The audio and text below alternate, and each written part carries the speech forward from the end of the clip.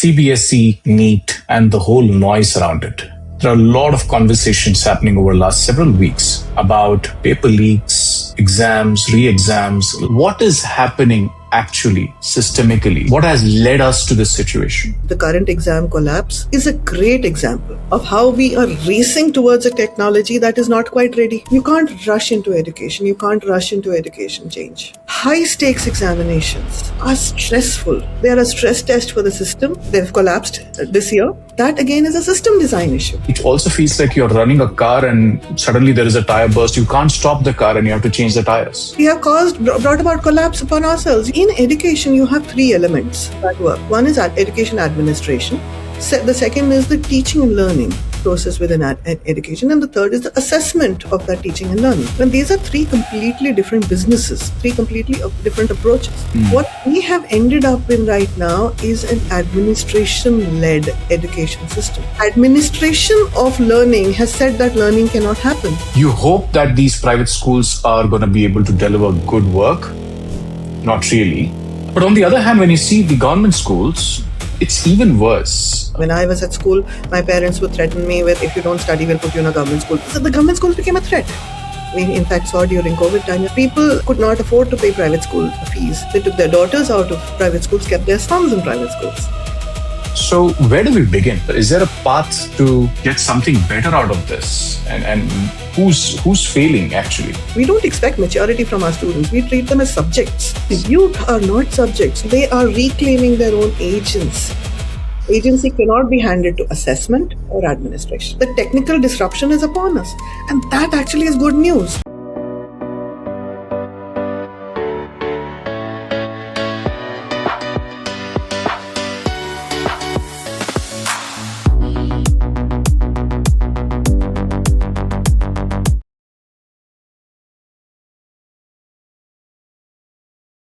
Good evening, everyone. Welcome to the Career Shifts podcast. So, CBSE, NEET, and the whole noise around it. Open any newspaper or WhatsApp group.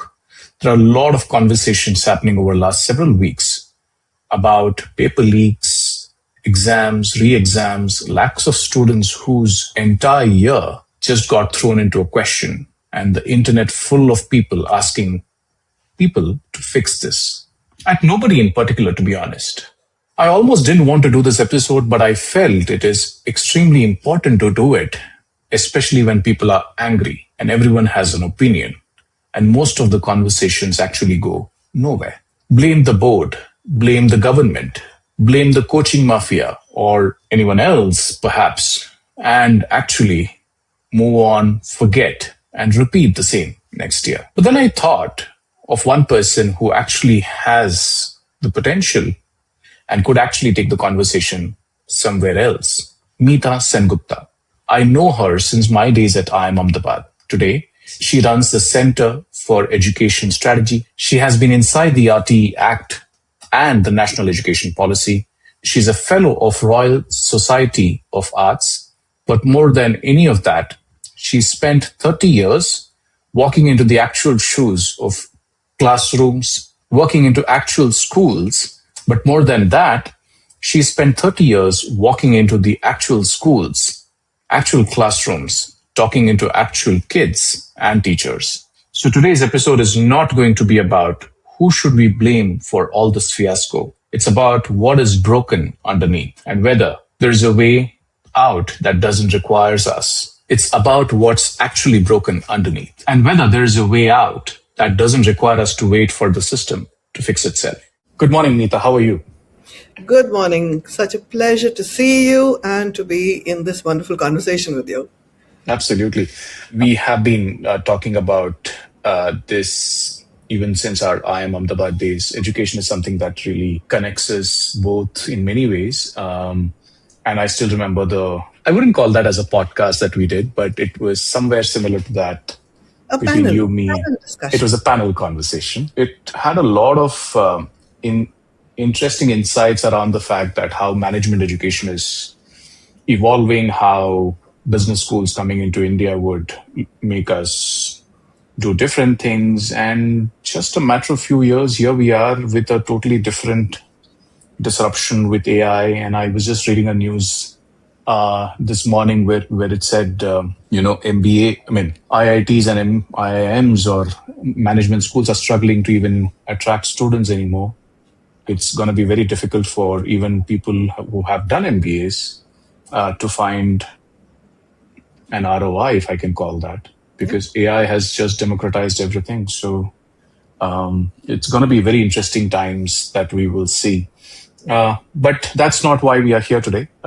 Very different topic. Today's conversation is all about what we have been hearing in the space of education, especially given the recent challenges that the world has seen around, be it the NEET or be it the CBSE, be it the entire ecosystem of education for students in school, especially.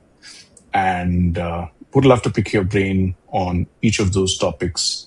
Before we get into all of that, I know for a fact that you've had a very interesting career trajectory, and my podcast is called Career Shifts Podcast. And it's always interesting to look at people and their journeys of how they shifted careers, if I can call that. Especially also given the fact that I wrote a book which is on the other half of success. What success means for someone who is in their mid-career is very interesting. So if you don't mind walking the audience who don't know much about you, I'm sure they have seen you a lot on television channels speaking about education, which is a topic that is close to your heart. What would a career shift for Meeta Sengupta look like? Well, my career shift actually came very early on, in my late 20s. So, straight out of IIM Ahmedabad, I walked into the world of finance. And that was following a belief. Firstly, the fact that you have the privilege of being educated at IIM Ahmedabad means that you are really good at working very, very hard. You have a lot of fundamentals already in place. You're used to defeat. You're used to being beaten down and picking yourself up again. So, and you're also used to looking around. You're taught actually to look around and connect the dots. So I thought, where do you learn how to connect the dots? And as an early career person, the decision should be based on where can I learn the most? And for me, finance seemed to be the bloodstream of the body of the world kind of thing. And if you understand, we do blood tests. So if I understand finance, I will understand everything about the world and I will know how to make choices in the future. Yeah. So in the first 2 or 3 years of my career, I focused on finance. Started off in a proper banking with Citibank and then moved on to investment banking with ICICI, JP Morgan, etc. And once I had a sense of it, life shifted me to London. And actually within JP Morgan, etc., which was an ICICI collaboration, I was like, I'm actually a researcher at heart. So that's who you are. Your authenticity will also show up in the middle of your career. So the first shift is when your authenticity calls out to you, you have to listen. And I said, I'm a researcher at heart. I like reading, writing, connecting the dots, and I love forecasting. I love the game of forecasting. And I love the aha of, I told you so. That's my ego, and why not? For a whole decade, I gave up my ego in between. Total waste of time, guys. Don't do that. But ego is useful in the sansaric world, kind of thing. So, went on to macroeconomic forecasting. Did that with The Economist for a couple of episodes. Did some of their forecasts, etc. And that was in London. Worked then with the London Business School for a while because they were focusing on creating. There was a wonderful professor there, and I truly honor him each time I speak. Professor Sumantra Ghoshal. I worked with him for a couple of years, and I learned so much about strategy, about leadership, about building institutions. He was the first founder dean-ish person for the ISB. So the ISB was being formed live in front of my eyes. The collaborations between international professors, I got such amazing opportunities. And from there, I had this amazing opportunity to work with the Commonwealth Business School. We were setting up Commonwealth. We were setting up ISB. So this was academic startups. I discovered the love of my life, academic startups. Just creating institutions out of nothing. And that is what I kept on doing through my career. So with the Commonwealth Business Council, I was able to do research. As I said, your authenticity has to stay. You continue to do what you're really good at, and it will show up because you will be good at it, because you'll want to put in the work. You'll have the talent, but you'll also want to put in the work. So with them, I worked for 2 years. We built that. There was a salesperson. I was the second, and we were the second and third employees of the organization. There was this, the director general, and there was this one guy taking care of sales, and me taking care of all the research and the relationships and all of that. So we built something called the Commonwealth Business Index. Again, I got these wonderful opportunities very early on in my early 20s to create things that could shift the needle in terms of grand collaborations across countries, companies, etc. And each of these were large projects. Now, I was a Chotu research assistant in the ISB project kind of thing. I'm not research assistant heading research, but for different things. But even then, you taste blood and you say, I recognize that the work I do can shift the needle in big ways. And that made me think of education, saying the biggest needle shifting happens, the biggest change happens in education. It's the most fundamental thing in the world.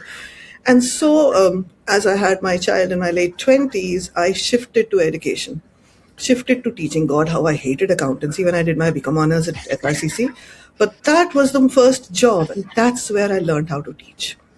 So I joined something that was the community college, and community colleges in England are genuine places of learning. So the kind of teacher training you get over there is rigorous, it's real, and it reminds you that education is about creating economic and social mobility. Your students come to you for 8 months or 6 to 7 to 8 months.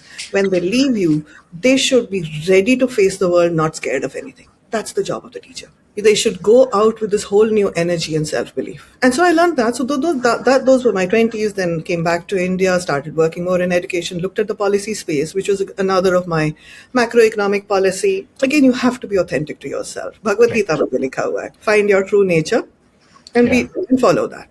I worked on this project called the Center for Education Strategy. And as part of that project, engaged with the RTE Act, engaged with the National Education Policy, wrote a lot in the public domain, spoke a lot in the public domain, because again, do what you're good at, push what you're good at. In terms of a career shift, what does that mean? Does it make enough money? I literally, for myself, as a parent of a young child balancing the world, as somebody who had enough privilege to walk into a room and command the room, I won't call it privilege, it was also hard work.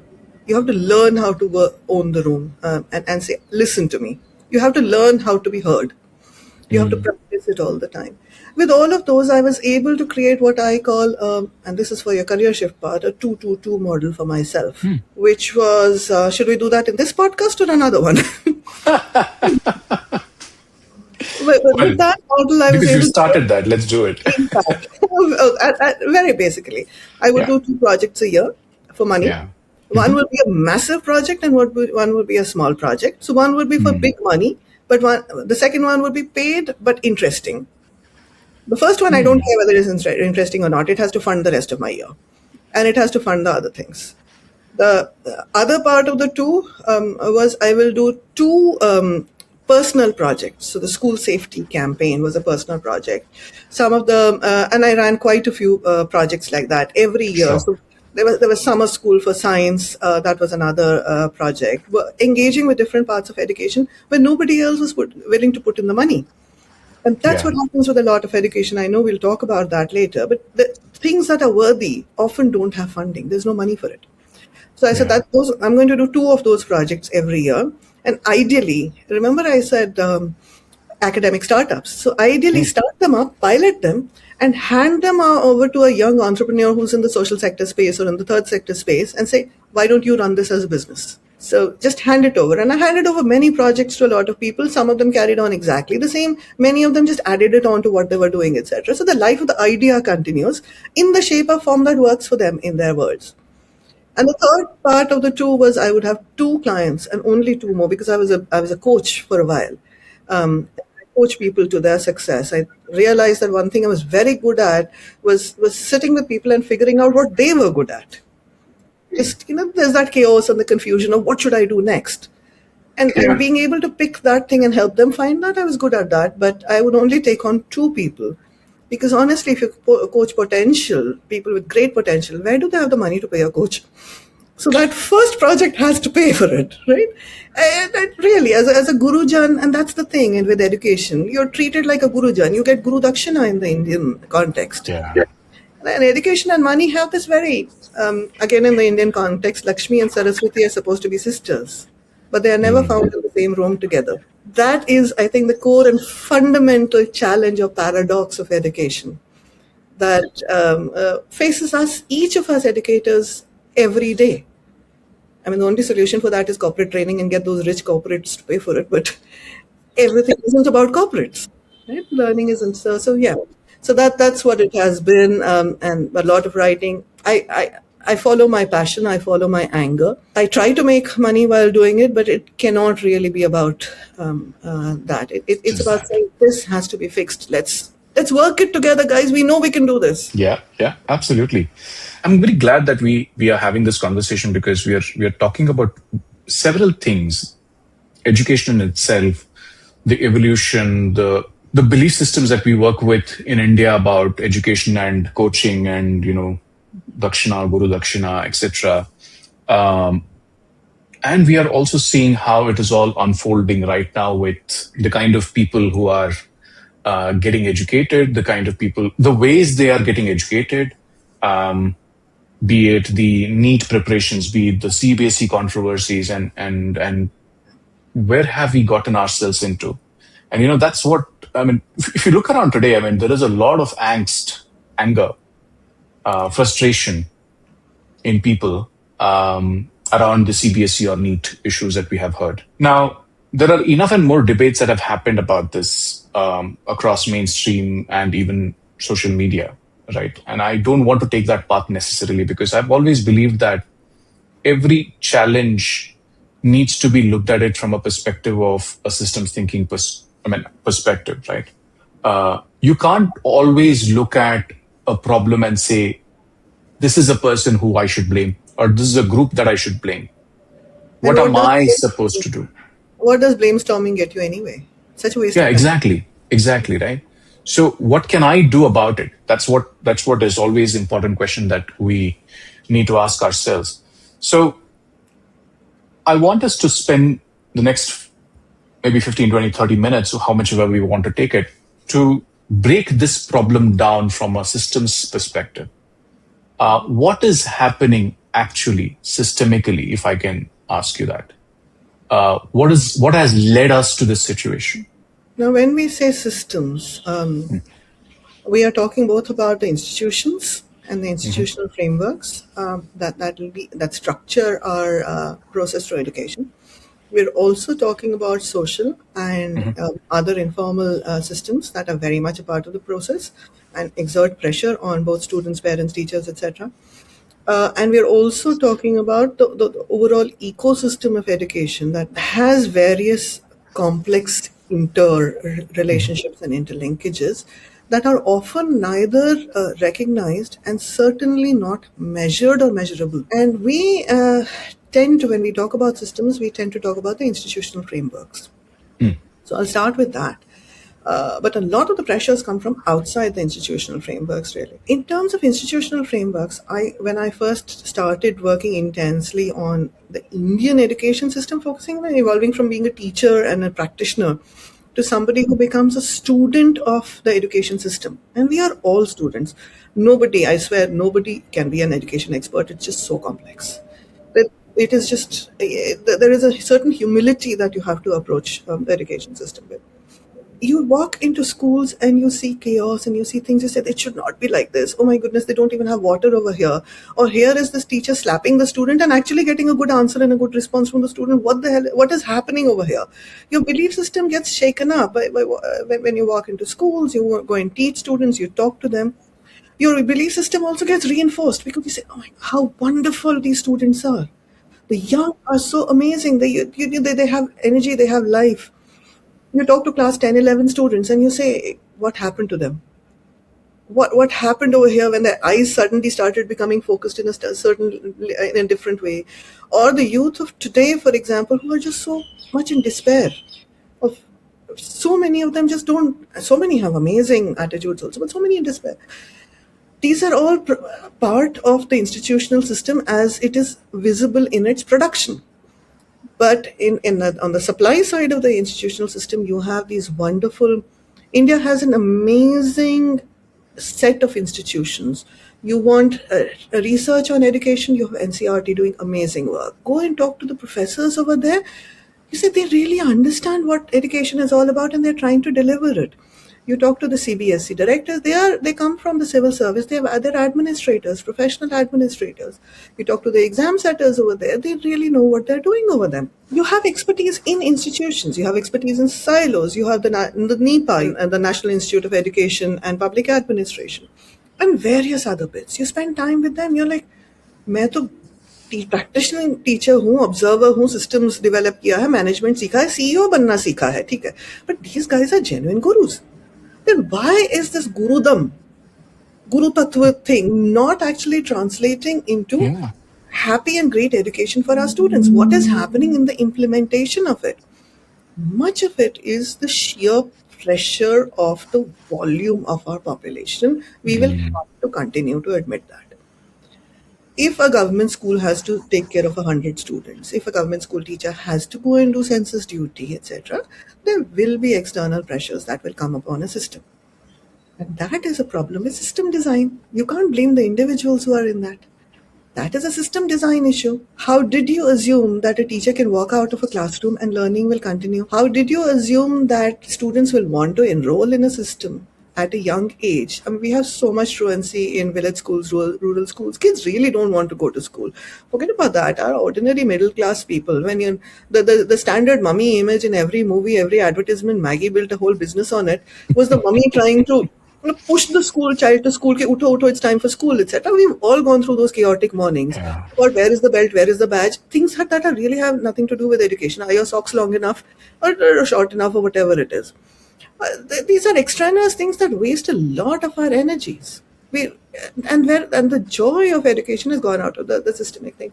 And I think at the system design level, we have forgotten to reflect and reform our systems. And both of these depend upon a very important area called listening. We have forgotten to listen. So when it came to the new education policy, I will always be grateful to the minister at that point of time. She was vilified a lot, whatever. But I said, what is happening in the policy space and what is happening in the practice space, in the village school space, they don't listen to each other. School teachers don't know how to articulate their problems and their issues at a macro level. Policy makers have research, but आप education research देखेंगे, and pardon me if I slip into Hindi once in a while, because a lot of it is conducted in Delhi, the policy work is conducted in Delhi. So a lot of policy conversations happen when you're calling on authenticity into Hindi. And that is a whole language problem that I'm not getting into. Yes. Definitely not getting into. Yeah. And the policy makers say, we are in charge of policy. Implementation is a whole other thing. You cannot have disconnected policy and practice. Correct. At some stage, they have to learn from each other. So when the new education policy was being mooted way back in 2015, all the way to 2017, so much work was happening, and the iterations, it took many years. What she mooted, and before that, the gov.in digital platform was up as well, was every village school, in every village, the district, it's arranged at the district level, etc., and goes up, had an opportunity to talk to policy makers and minister. This is the first time village schools were asked to comment on policy. It's the first time. They don't understand what policy is. It's not expected to be a success. It's expected to build the road towards that communication. And of course, what emerged from that was very chaotic. Of course, we didn't have AI at that time, unfortunately, or we would have been able to design slightly smarter solutions for this. But we had the internet and we had voice calls. So there was the listening exercise started at that time. Does it continue at that level? I am not confident. And what do you do with that listening? Everybody tried. There was a gov.in. 35,000 suggestions came in that was considered solid enough for implementation and inclusion in the NEP. They were at least heard. The NEP now, and we'll talk more about the NEP if there's time, or maybe on another conversation, builds on the ambition that was heard in those calls. And I think at an institutional level, we have great institutions, we have great people. We just don't have that beautiful infinity wala loop between them where they communicate with each other and feed each other positively. You know, the CBSE, it'll have a complaints. Everyone will have a complaints department, grievance. Yeah. You can only talk to them for grievances. Having said that, the Wow. CBSE, for example, again specifically, has an amazing relationship with school principals, etc. They can go to them with questions. The exam prep process in the past 10 years has improved dramatically. The guidance that schools get in terms of conferences, etc., in understanding that. What is going to happen in the exam, what are the changes in the exam process, etc. At many levels, very tiny, very significant changes have definitely happened. And what we are seeing is the building, you know, when you're building a house and you walk into it after 4 months and you say, nothing has happened, this is all still brick. And 2 months later, it's a beautiful house. We are at that stage. We are building that house. We can't see much of the impact, but slowly and surely, so much is happening at the institutional level. Having said that, we really do need to have deeper conversations about how we spend our scarce resources in building more solid institutional change. The current exam collapse is a great example of how we are racing towards a technology that is not quite ready. For example, how Yeah. due process and institutional process actually matters, even though everything is technically correct in the process. Something happened in between in the reflective and reflection to reform loop. We were not listening to the data that was emerging. You can't rush into education. You can't rush into education change. You Yeah. have to get it right because this is about individual lives in high stakes examinations for which they have spent 16 years or 18 years building up to that one moment or that one 3 hour thing. That is the other thing that everybody in the education gurudom system has tried to change. High stakes examinations are stressful. They are a stress test for the system, as we have seen. They've collapsed this year.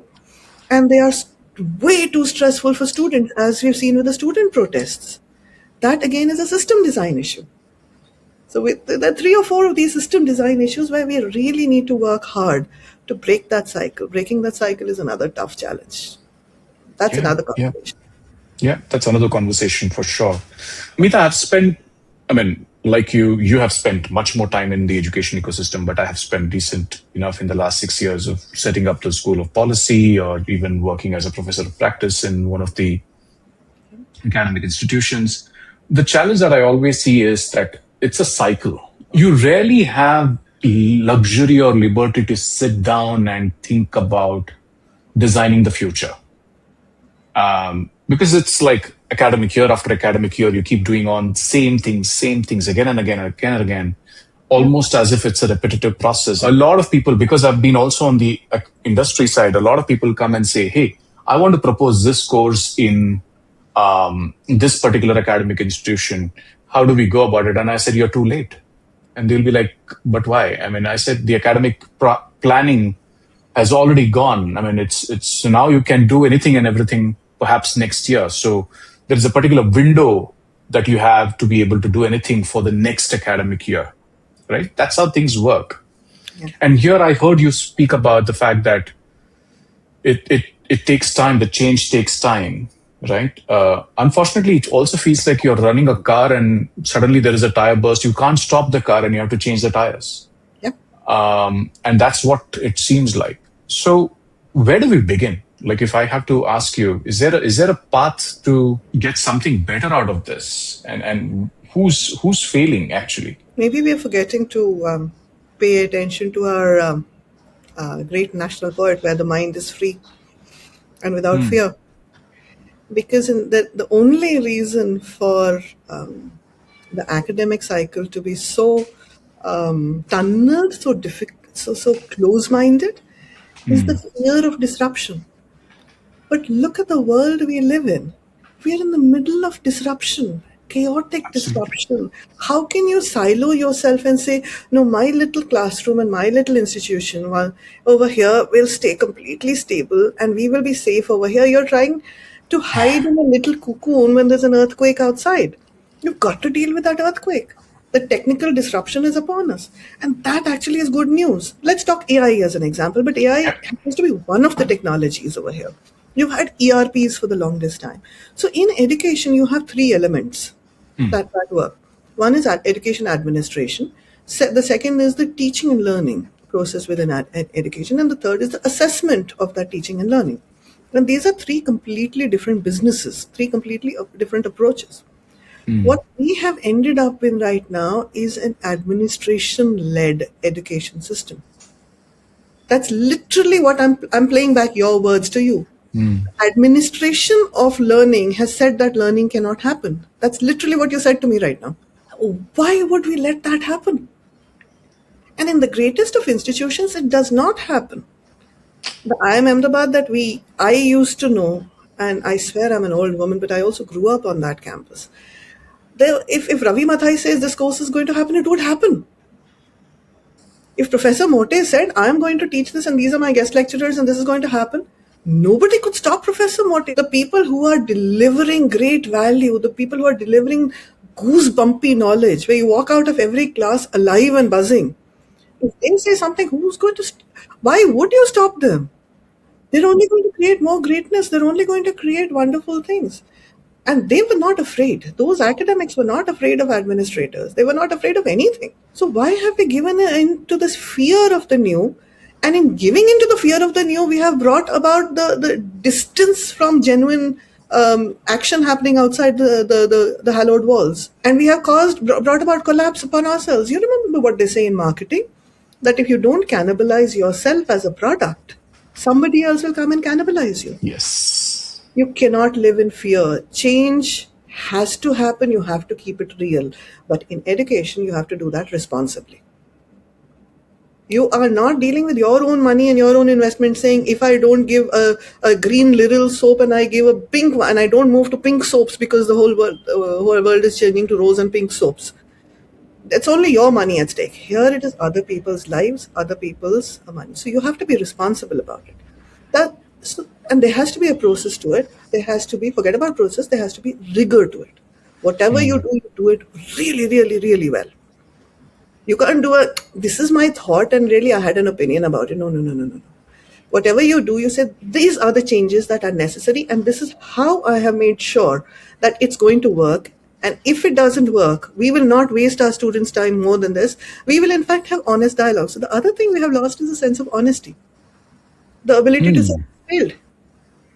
Or the ability to go up to our students and treat them like mature individuals. We don't expect maturity from our students. We treat them as subjects. Yes, unfortunately, yes. And our youth are not subjects. Look at the three wonderful kids who've taken charge of showing us how to do things right. They are not subjects. They are reclaiming their own agency. And I think the agency in learning, if you're talking about the teaching and learning process, then agency has to remain in the teaching and learning process. Agency cannot be handed to assessment or administration. Yeah. I wonder how many of it even understand some of these aspects of administration, teaching and learning, and the assessments part, because it all seems to be one for a lot of people, right? And especially when you come to... yeah, absolutely. So that brings to the other point that we were discussing the other day, right? I mean, on one hand, you have the entire government school. And on the other hand, you have, I don't know if I should say corporatization of schools, which exists. And by design, a lot of people in metros would prefer their kids to go to a corporate private school. And the expectation is that they would get good education. But my son is in 10th, and I've seen how schools work these days. It's very hard to find good teachers, to be very honest. Yeah. One, they don't get paid well enough. Two, the path to becoming a teacher is not an easy one. I mean, it takes a long time to get to a decent level of understanding and being able to ready to teach. You hope that these private schools are going to be able to deliver good work. Not really. Not at least at the par at which we would expect for the money that we pay. But on the other hand, when you see the government schools, it's even worse, and it's not just in the cities, but even in the rural areas, where it becomes very difficult to find good schools where everything is functional well, the laboratories are there, the toilets are clean, etc. And the other challenge, of course, is to be able to find students to be in the school, because people would prefer sending their kids to private school there as well, no matter how bad it is, but still better. The notion is that there is a private school, so let me send my kids there. Why is this divide? I mean, why have we come to this situation right now? Why has this divide been there for like last 50, 60 years now? Because I remember when I was growing up, going to a Kendriya Vidyalaya was a matter of pride. And if you're a Kendriya Vidyalaya student, it's fantastic. But that's not the case anymore. So what has led to the collapse of this situation as it stands today? That's a very big question, and there are about 7 questions in what you just said. Sure. And I'll pick on a couple of those elements as I can. My parents went to government school. My father went to government school in Jalandhar and in Delhi, and his classmates became really, really senior people running organizations for the United Nations, for the World Bank, etc. Government schools used to deliver value. Government schools do not deliver value at this point of time. When I was at school, my parents would threaten me with, if you don't study, we'll put you in a government school. What's the point of putting you in a good school if you're not going to study? So the government schools became a threat. Of course, private schools, even in the villages, I mean, we in fact saw during COVID time, you're absolutely right. They kept people could not afford to pay private school fees during the COVID collapse. There was not enough money. They took their daughters out of private schools, kept their sons in private schools. You could again see the economic argument. So here again, we have that Lakshmi Saraswati thing happening over here. First, fundamentally, education is a public good. And because it is a public good, and when I say public good, I'm not saying it in terms of progressive economics only. I am saying it is a public good because we are educating our children who will get jobs, who will then pay taxes, which will pay for our hospitals and our lights and our roads when we grow old. As a public good, these are the 2 people who will step up and say, I will step up and volunteer for my community and make things right. So you want somebody good. Education is a public good because it pays and creates institutions that will create your doctors. If your doctors are treated in terrible institutions, you do not want to be on that operating table with a doctor who has not been educated well. That's scary. So these are the people who are educating your leaders, doctors, teachers, and everything of tomorrow. So it is a public good even in that very pragmatic sense. Yeah. The rest of it is textbook stuff. Do read it. It's lovely stuff, but only for those who are interested in that. So for us to invest in education is really, really important. But investing in education is so expensive, and so much of it is about making sure it's equitable for all, that it falls in the domain of the government for most people and for most countries. Well, governments do invest in education. But in India, the pressures have been so much that however much money you put in that and whatever you do, there is almost never enough money. The good news is that we have had in the past 7 to 10 years some excellent institutions, let's call them the NGO territory, that have invested in education research, and they have understood that it's actually possible to invest your money or your rupees smarter. With the same money, you can do better things. First, invest in foundational level learning, improve that, etc. The Nehruvian approach was very different about the same money, that get your higher education institutions in first so that we have excellence at the top. They then can train the next level. The IIMs were set up for that very purpose. And because you had IIM business leaders, you actually have business managers across the country. And this is why you have the startups today. That was a decision because you started with excellence right at the top. Because you didn't have enough money to do everything. Correct. So ultimately, it becomes an economic argument. At the school level, again, it becomes an economic argument. We want our children to at least be able to get jobs so that they can pay for themselves and have a good life. Of course, in the Indian contract, we also want them to pay for us and our retirement, but we won't go there. That's a social contract. Yeah. But it is about money, and decisions in India are taken in this economic utilitarian sense. कि वसूली कहाँ होगी, ROI कहाँ होगा. ROI in education is very, very difficult. You pay teachers a lot, but you don't necessarily get that value from teachers unless teachers are motivated with non-monetary things also. Teacher respect matters. The pressures on teachers matter. Government school teachers have always been protesting, why do you send us out to do something else? Private school teachers, people love private schools even at the rural level, even in the budget primary school, because the days they don't turn up to school, they don't get paid. And teacher presence in the room, research has proved, is one of the most important things for education to happen continuously and for good ROI in learning to happen for education. So teacher quality is something that we have been working on at the fringes, or let's say in the third sector, for a long time. But the government spend on teacher salaries is so much. At one point in time, it was 97% of the whole education budget was just going in salaries. So where do you get the money to invest in everything else? A lot of it becomes a funding issue. You look at a private school, the private schools that charge the greatest fees, parents are paying and saying, we will pay for great buildings. We will walk into the school, you'll inspect the school, you will say, oh, this place has a swimming pool, what a great school. I will pay more fees for this. But you're not paying for teacher quality because you didn't even ask that question. As a consumer, as a customer, the consumer is the student, of course, you're the customer. Did you even ask that question? Then why should the school deliver anything but mediocrity in that? Because that's not what you care about. When you go into a PTM, what do you ask the teacher? Do you ask the teacher, what did my child learn in the class? Is my child developing into a good human being? Is the child analytical? Is the child social?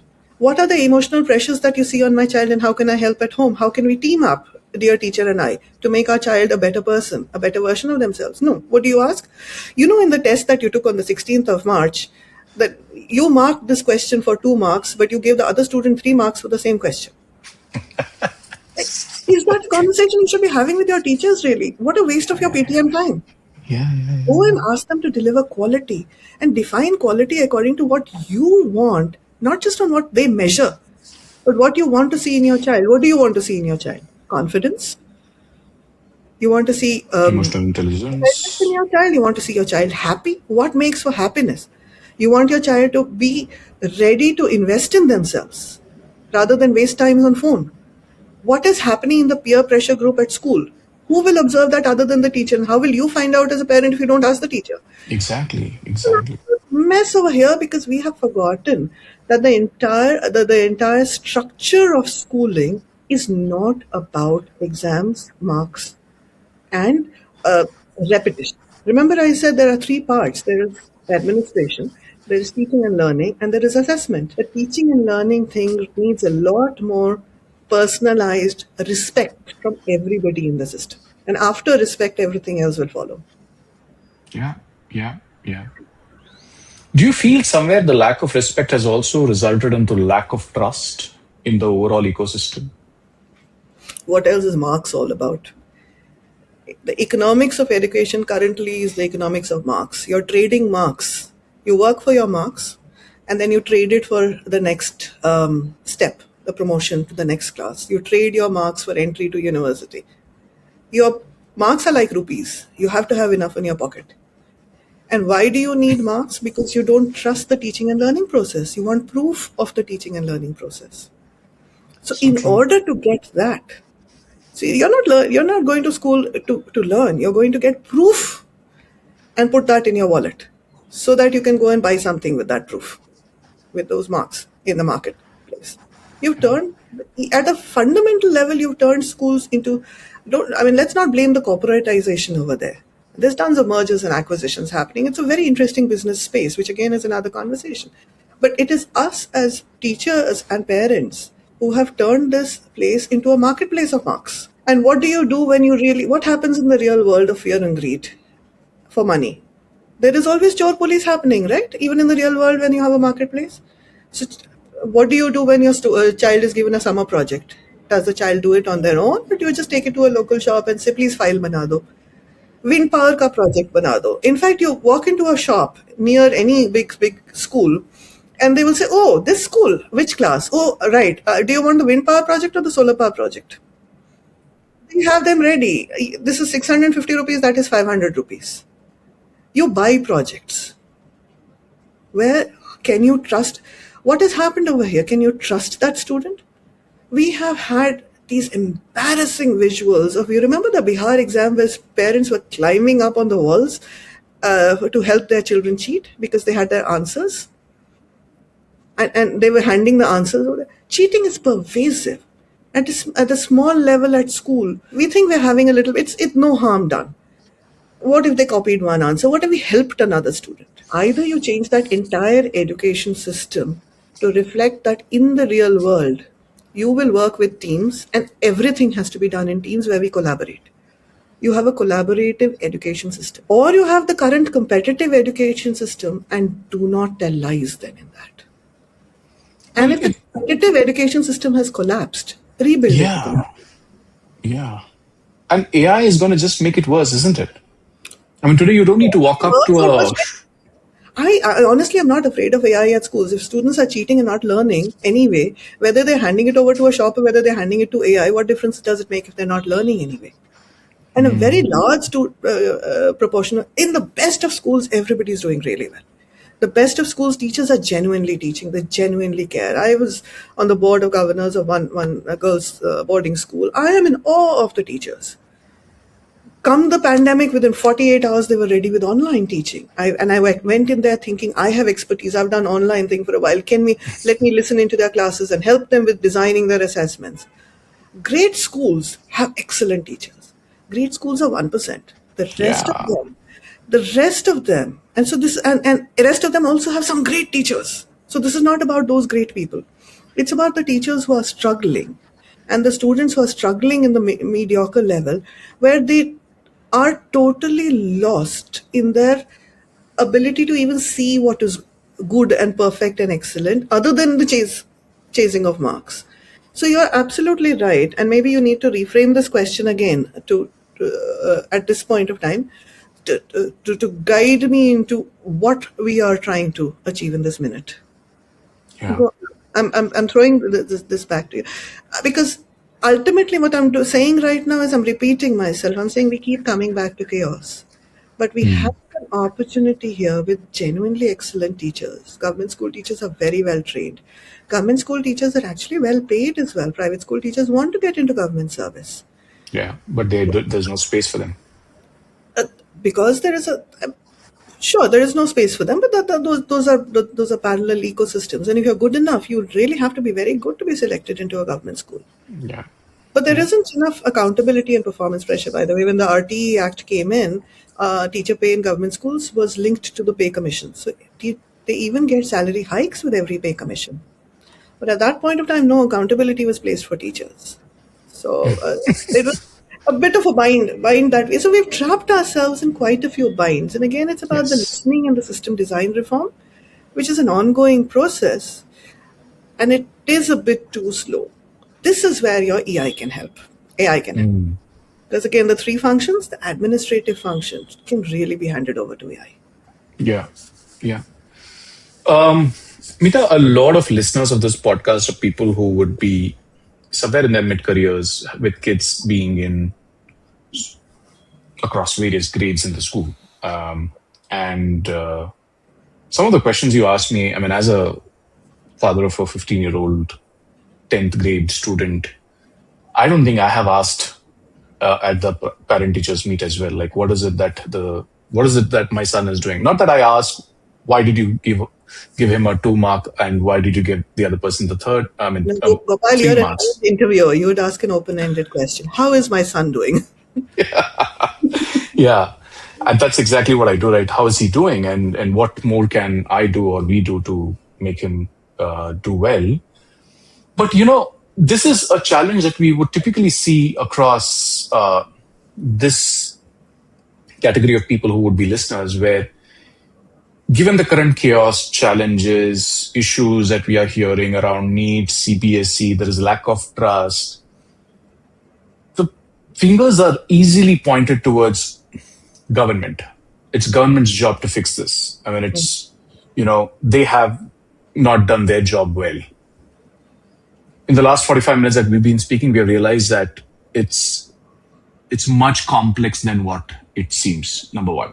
Number two, we also have a real population problem, and we'll continue to have that at least for the next 10 to 15 years, given how the rate of population increase is happening in the country. As a parent who's going through a lot of pressure right now, not knowing where this is all going to go to, what would your advice be for them? Don't panic and always carry a towel, right? Literally keep calm. Firstly, keep calm, because your agitation is going to only upset your children and make them more agitated. And as humans, we don't have enough brain to waste so much brain capacity in agitation and panic. So use your brain for better things. Firstly, stay calm. Second, realize the fact that while the government may be responsible for everything, and maybe even the current errors can certainly be blamed, as we said, blame storming is not the point of this conversation at all. Yeah. Sure, you can point blame wherever you want to. As a parent and as a learning community, there is a lot that we can do constructively to be able to make things better and easier for our children who are going through a very difficult transition. They are going through a transitional age. Their hormones are all over the place. So it's literally physical transition they're going through. They are going through a transition, especially if they're in better schools. And that's what you said, that the audience over here, they would certainly have put their children in the best schools possible. Yeah. They are going through a transition where the schools did their best they could up to class 7 and 8 to create a holistic learning environment, but suddenly realize that 9th, 10th, 11th, 12th is about exams. So it's a pivot for the students. That's a tough transition for them. Saying, why do we have to do this? And why does the answer have to be exactly this way? And really the comma fits over here and not over there. They are moving from a creative world, or at least a more holistic world, into the photocopier world. They have to become photocopiers of answers. And that is a difficult pivot for them. It's very, very stressful for them. You're one person one day and suddenly class 9 you're a different person. Which child can handle that? And which parent can handle that? And honestly, nobody talks about the sheer angst. All of us grow old when our kids go through that age. White hair, just watch out. It literally happens. It's a tiny piece of hell. But the only thing that can help, and for kids, and it's not going to last. You talked about the population pressure. The good news is, from a systemic point of view, before I come to the real solution, our demographic bulge years are almost over. 2027 to 2035, the big extra population that we had, our fertility rates are slightly lower in India right now. The numbers, you can look at the population numbers. In the richer classes, in fact, they're lower than replacement rate right now. So all the pressure on schools, the pressure for high stakes exams, the pressure for saying, I have to go through this funnel and I have to be in the top 10, otherwise I won't get into that engineering college or whatever. So much of that pressure will ease off. In the past 10, 15 years, we've had so many institutions being built. So there's so many more seats available. So remember, if your kid is in class 6, 7, 8 right now, so much of the pressure will be off by the time they're 10 or 12. So don't panic. It's getting better.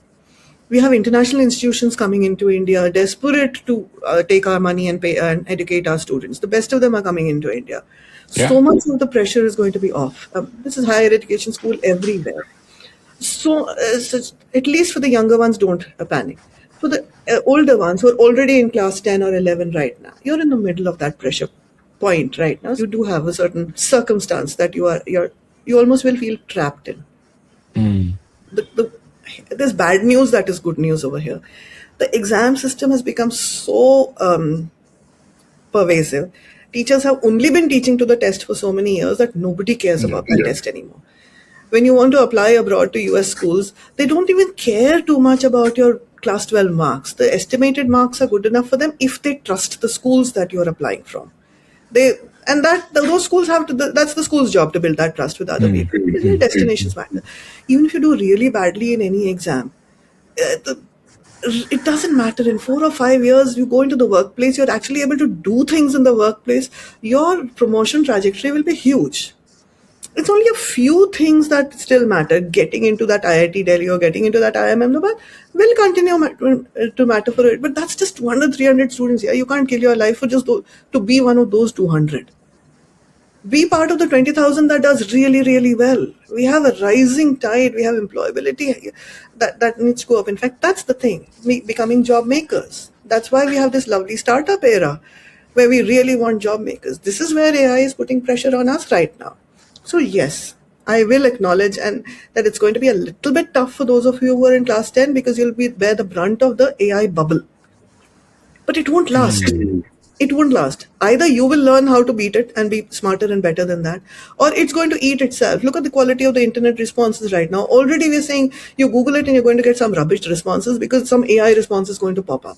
4 years ago, you could rely. We had Wikipedia. We had so much authenticity. Now we have imagination and hallucination. You guys, you need to be smarter and bigger than that. So to your core question, parents, keep calm. Try to figure out what is real.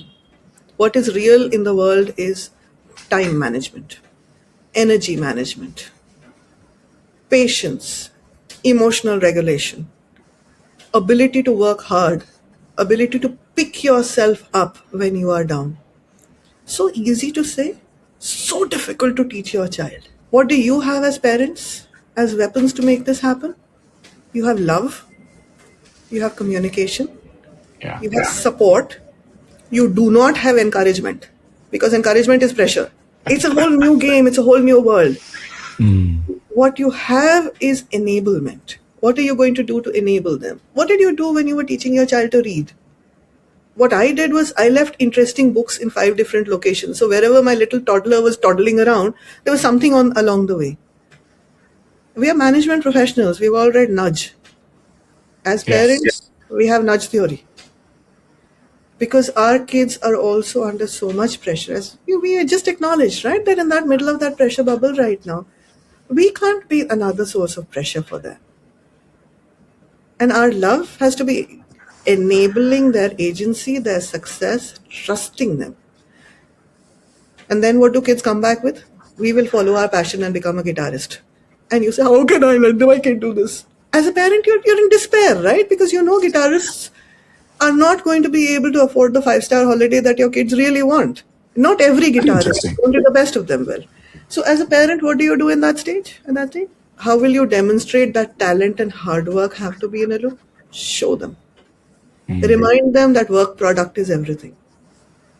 Remind them that failure is not final. Remind them that you don't necessarily have to become a guitarist in your 20s. You do know, for example, you have some amazing bands run by CEOs. You have a CEO singing festival. Yes. You can become a guitarist in your 50s. It's okay. Everything doesn't have to happen in the same moment. We are here. We're supporting you. You'll pay your way through this. Don't worry. Do what you can right now. Yeah. And that brings me to the last question, Meeta. There is this over-reliance on engineering and STEM and management as well. As a result of which, what has also happened in the recent past, more so also because of AI, if I can say that, is we are seeing the need for different kind of vocational jobs, but there aren't people who are ready to do it. And a classic example is go find in a tier 2 city someone who could come and fix your tap. Not easy. Or an electrician who could come and fix your lights. Not easy. And these are some really good cities, tier 2 cities, good cities, but you don't have enough people because 1, there is a migration problem. 2, we aren't skilling people for jobs like those. And it's an extremely over-reliant engineering focused education system that we have built today. What would your advice for parents who are on the verge of decisions of what their kids should do be? Because we need more of, cricket academics or nursing technicians for that matter, or coaches who could perhaps help you become better gymnastic, or you need coaches for, coaches like me for that matter, right? I mean, we all take up coaching at the mid-career to figure out what we want to do in our life as well sometimes. So why are we not, relying on such new skills that are available? Like, we don't talk about lawyers as a matter of pride anymore, or for that matter, I mean, the startup India is trying to change that in some form, but the education system is still too hung up on engineering, medical, and management. What do you have to say for that? I actually love the way you phrased the question, and it made me think of something quite radical. So, with your permission, I will say it. Sure. We have built a caste system in education, and that you have the elite professions and you have the non-elite professions. They used to call them white collar, blue collar.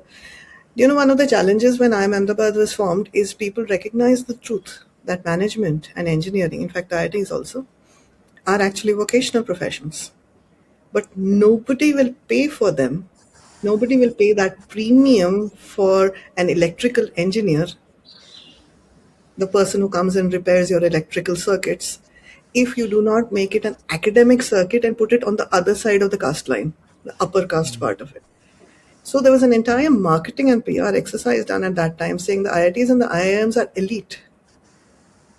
And they pushed them above the vocational line so that we solve the problem of the people not willing to pay for it. And now see, when people are Wow. willing to pay for excellence, see what can be achieved. We have to be ready to pay for that excellence. We have these apps that send people who are trained for repairing taps, etc. We are paying for excellence over there, or at least competence. It is only where and we spent a lot of time in the skilling sector in India in the 2010s trying to figure out. We created those QP-NOS tables, etc., training tables. The engine, the bulb fitter should be able to do this, and all of that training. So, what's the point of being a level 2 or a level 3 electrician if we are only going to be paid your dihadi? So there is a problem with us as consumers also because we're not willing to pay that premium for better quality. Pride in work is a second problem over here. Quality and pride. We should really be proud of doing the best jhadu pocha possible. That pride is only taught in these elite institutions. You are not taught to be proud of the fact that you did that air conditioner servicing so beautifully and cleaned up the area after you went. Does that person feel good about themselves? I think as a nation we have this problem about not feeling necessarily good about ourselves, but trying to be proud about whatever we can't do. It's a very again funny thing. So for our the good news though, again here is our children are breaking through the trap. Our children are saying that this elitism thing isn't. They all want to sit in air-conditioned offices, and who doesn't? Look at Singapore, how it's cracked that thing. It's bad weather in Singapore. What do? Try to create air-conditioned or good quality conditions for everybody. How does somebody have pride in their work if they have to sweat their way through some a very difficult situation and they're not treated well enough in a place? The good news is again one, people are now being treated better. For example, we growing middle-aged, we have the money to be able to pay for a gym trainer to come home. The gym trainer comes home, they get respect. Children call them sir. You are dependent on them for your health. Your nutritionist, ma'am, my diet, etc., etc. We are giving them respect. We are giving them pride. In addition to making sure that we are giving them money. This is why these institutional opportunities are opening up for our children, and we are breaking through that elitism caste divide by simply paying in respect. I'm very happy now for our children. My cousin's son is a gym trainer. Another one is, they're doing really, really well. They're enjoying their lives. They're doing what they enjoy. They're authentic to their own selves. And yes, gyms are air conditioned right now. We have good working conditions. The question is for our children, given AI, we know the collapse of the office state is nigh upon us. Consulting is in bad shape. Law is in bad shape. Engineering, much of it is going to be robotics, especially at the ITI level. So ITI education is in bad shape. Anyway, it was out of date for the longest time. What are the other options for our children other than the blinkered ones that we saw when we were kids of engineer or doctor? This entire plethora of, remember, our gods have many arms. The very arms that serve the head Yeah, of the so god. true. The doctor will need an operation technician. The doctor needs a junior doctor. The doctor needs somebody who takes the blood pressure. In our villages, we need somebody for our older people who goes door to door and takes blood pressure weight for our people. We need first aid service people. Our ambulances are not enough. We have so many business opportunities there. All of this is mitigation of bad health. What about creating good health? The gym trainer that you spoke about, and the operation room people that you spoke about. We have so many amazing professions that are getting more and more standardized, where people are willing to pay for that. Every second street in India is a great health economy. Every second street in India has a small hospital. Who is keeping those hospitals clean to hospital standards? This is very different from your local jhadu pocha person who doesn't do the corners. Your operating theatre cannot be done to that level. You need proper sanitation for that. Who is selling the gloves? Who is making the gloves that are sterile to hospital standards? We have this amazing burgeoning support economy, the multiple hands of every god, the health god, the education god. Who is making the school uniforms? Of course, there's a whole controversy about who's making money off the school uniforms, which has been banned and over-regulated a little bit.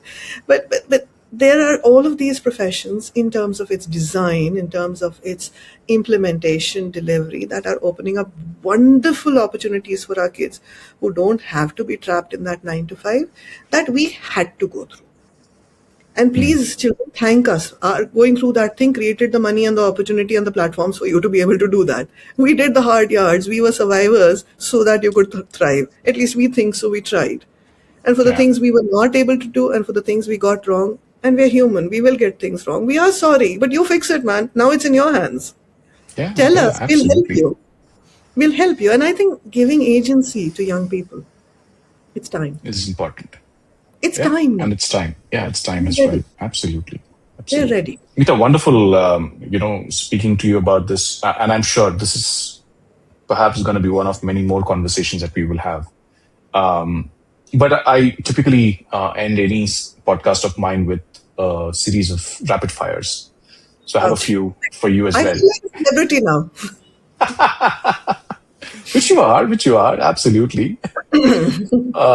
So, education in 2035, cautious optimism or cautious pessimism? I, because of who I am, will always choose optimism. And there's a reason for that. Because if you start with pessimism, you are very defensive. So very quick answer is cautious optimism. But there's a reason for that. If you're defensive, all you will do is you look at the holes in your heart and you will try to fill the holes in your heart. But if you have cautious optimism, you look at the roof of your heart, there's a hole in it. You know you have to fix it, but when climbing it, you will see these are the ways I can fly.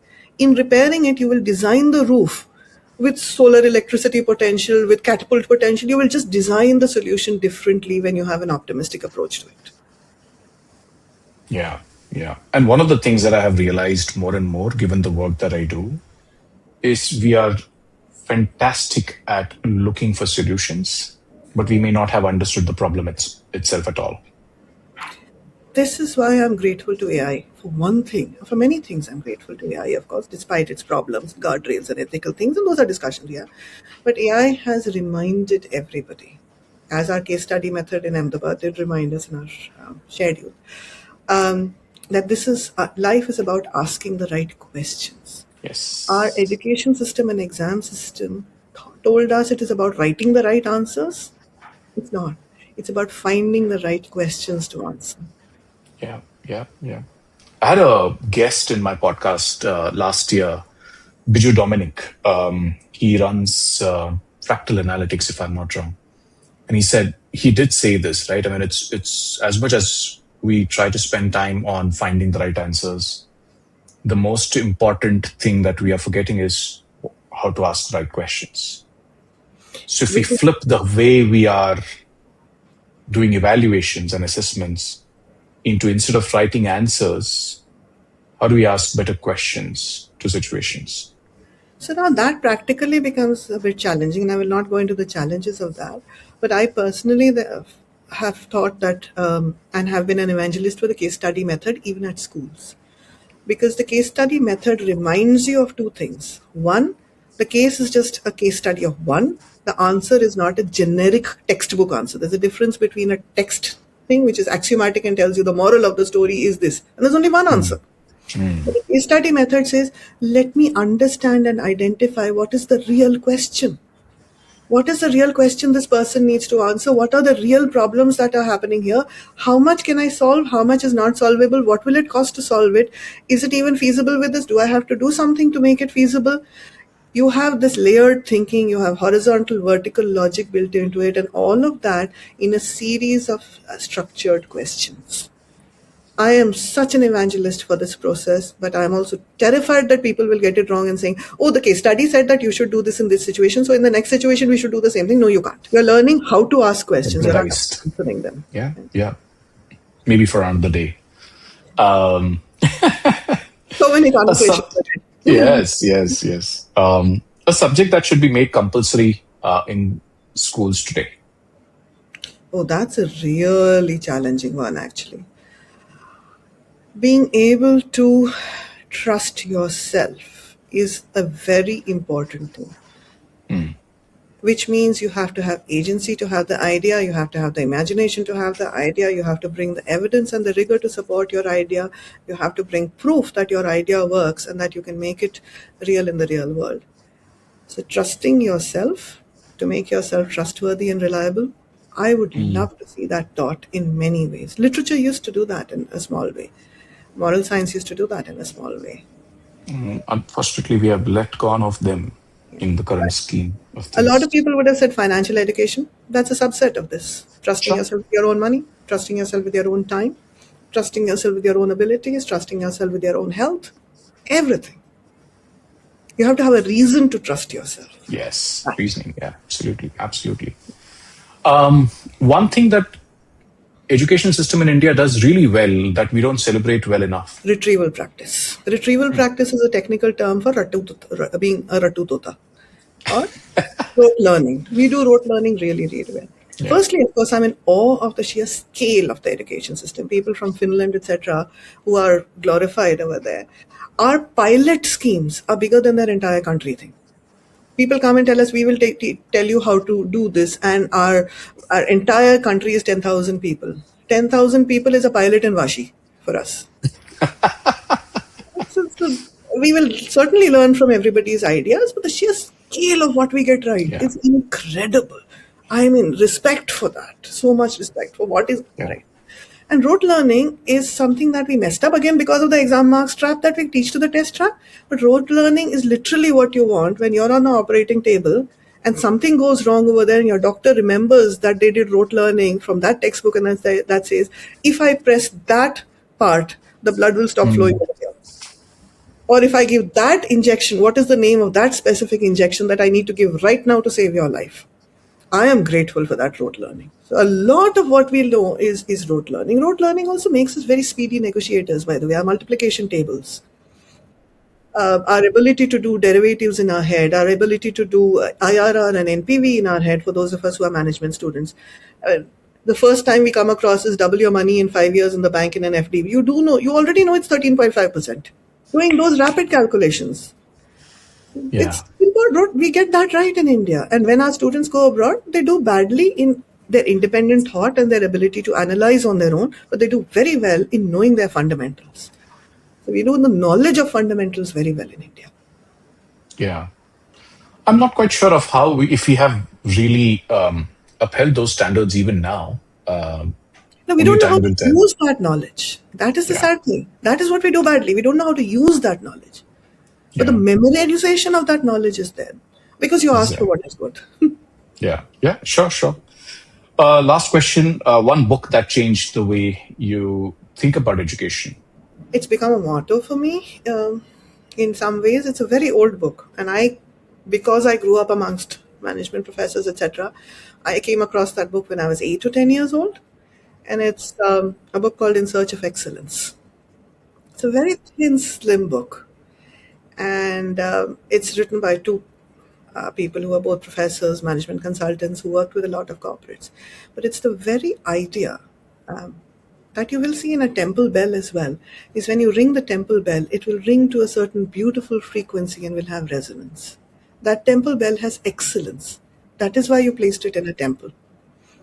in whatever you do, whether it is making a chapati, building an organization, creating organizational change, studying a chapter in accountancy that you hate, matching that balance sheet that will not match and you have an error, whatever it is, you are chasing excellence and you're working to that higher standard so that in your head, we talk about vibrations and vibes in our kids and vibe coding now. When that vibration resonates with what you're able to get right, you can hear that thing inside you. In a conversation that's gone well, you can hear your soul singing. That's excellence. When you get something right, when you memorize something, even if it's rote learning, something as simple as that. So In Search of Excellence was a book that showed me, and so for in education, my prayer and goal for the country is excellence for all. Mass excellence. We deserve it. Each of us deserves it, that opportunity. Well, I hope people listening into this are able to take out some learnings from this and continue to search for excellence.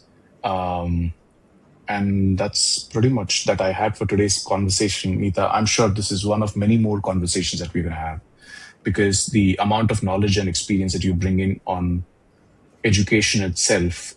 We just spoke about school, but I know we didn't get time to speak about the educators' world. We didn't get time to speak about management education. We didn't get time to speak about even the entire UPSC, IAS journey and all of that, which is a totally different ballgame altogether. But that, I'm sure, is for another day. Thank you so much for your time. And I hope people see value and are able to cut through the noise and make some sense out of what is happening around us right now. Thank you. Thank you so much for having this wonderful conversation. It did veer a little bit more towards the philosophy of education, but I think this is in getting in touch with the authenticity of our values, the core of what drives us, that should drive our practice of education as educators and our learning and what we take from education as learners. So thank you for letting this be a slightly philosophical conversation as well, to build the connect with what we do. Absolutely. Thank you, Meeta. Thank you. Talk to you soon. Talk soon. Bye-bye. Bye. And that was my conversation with Meeta. At the end, she spoke about a bell. A bell, when it is cast right, it rings with a certain resonance. Not a decoration, but the resonance is the bell's purpose. And she said, same is true for everything we do, whether making a chapati or a balance sheet or even a classroom. When something is done right, something inside you recognizes it. Your soul, in her words, sings a little. And then she said she spent her whole life working towards excellence for a few. It's excellence for all, mass excellence, every child, every teacher, every school, ringing true. Because everything else we talked about today, Meeta also said this generation, the one we worry about the most, is ready for agency, ready to ask their own questions, and instead of supplying answers on the queue. So maybe our job isn't to fix the whole bell before we let them ring it. Maybe it is just to stop muffing it. To everyone listening in, thank you for being here. If something today rang true for you, don't just rush past it. Sit with it. That feeling is the point. Meeta, thank you again for doing this podcast today. This is one of many more, is what I feel. Until next one, keep listening. Thank you so much. Bye-bye.